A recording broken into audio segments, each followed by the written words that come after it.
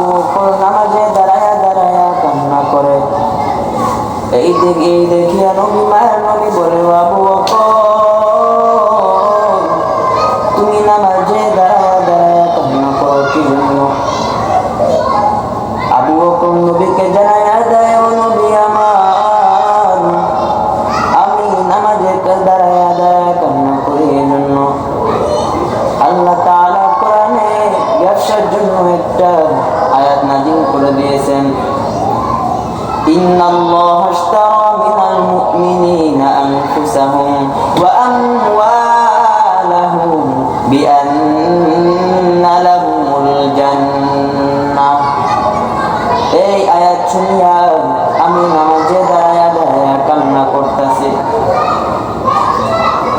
আমি তো একটা কাপড়ের দোকান নিয়েছি। আমি একটা মহিলা অনেকদিন আগে আমার দোকান থেকে কাপড় নিয়ে চলে যায়। অনেকদিন পর আমার দোকানে আবার কাপড়টা ফেরত নিয়ে আসে। ওই মহিলাকে জিজ্ঞাইলাম, ও মহিলা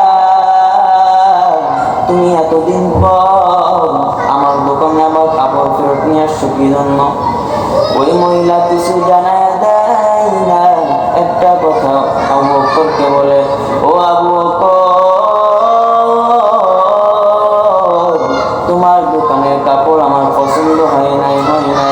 এই বলিয়া মহিলা আবার বাড়ির দিকে রওনা হয়ে যায়। নবীকে জানায় দেয়, ও নবী আমার, আমি এই কথা শুনিয়া কান্না করি। একটাই মাত্র কারণ,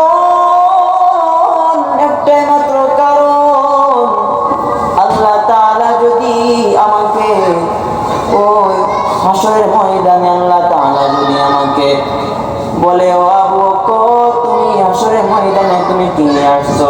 তোমার নামাজ কবুল হয় না, তোমার দান সদকা কবুল হয় নাই, তোমার রোজা কবুল হয় নাই, আমি আবু বকর কি হিসাব নিয়ে আসছো? আবু বকর তুমি হাসরের ময়দানে আসছো কি হিসাব নিয়ে আসছো? ও নবী আমার, আমি ওই হাসরের ময়দানে কি উত্তর দিব? যদি আল্লাহ তাআলা আমার এই নামাজগুলোকে আল্লাহ তাআলা কবুল না করে, এই দান সদকা যদি আল্লাহ তাআলা যদি কবুল না করেন, তাহলে আমি ওই কেমনে জান্নাতে যাইব? দুনিয়াতে তো জান্নাতের টিকিট পেয়ে গেছি আমি। দুনিয়াতে 10 জন সাহাবীর মধ্যে প্রধান হযরত আবু বকর রাদিয়াল্লাহু তাআলা আনহু জান্নাতের টিকিট নিয়া দুনিয়া থেকে বিদায় নেবেন। কিন্তু আবু বকর জানেন আমি মৃত্যুর পর জান্নাতে যাইব। কিন্তু ওই কাপড়ের চিন্তা করিয়া করিয়া ওই আবু বকর চোখের পানি ধরে রাখতে পারলেন না। আর আপনি আমি হালালকে হারাম মানতে পারি না, হারামকে হারাম মানতে পারি না। এত গুনাহ করার পর তুমি তওবা করতে পারো না। ওই আবু বকর নামাজে দাঁড়ায়া দাঁড়ায়া কান্না করে, জান্নাতের টিকিট পাইয়া আবু বকর কান্না করে। আর তুমি আমি তো জান্নাতের টিকিট তো নাই, নেক আমল করতেও পারি না। কিন্তু আল্লাহ তাআলার কাছে তওবা বাড়ায়া দেন, আল্লাহ তাআলা তোমার তওবাকে কবুল করে নেবেন।